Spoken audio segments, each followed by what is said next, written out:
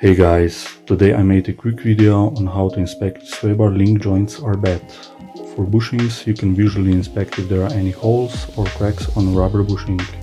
Even if you notice any kind of deterioration on the bushing, link joints might be still okay for a while. To inspect the joints, we will first check it on the bottom connection. We will grab the bar and shake it in opposite direction. You can see there is no any movement in the joint, so we will move to the upper connection.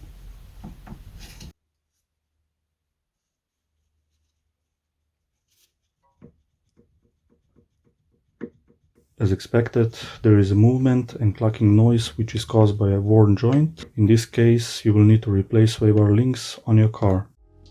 Sway bar links are always replaced in pairs, which means that even if one side is still in good condition, it's advisable to replace it because sooner or later it will wear out and you will have to replace it anyway. If you want to see how to replace a sway bar link, I will leave a link down in the description. I really hope my video helped you in any way. To support my work, press thumbs up, make a comment and subscribe to my channel. Doing so will help my channel grow and give me more motivation to work on my next video. If you'd like to follow my work on BMW E90, make sure to turn on notifications which will inform you about my next uploaded video.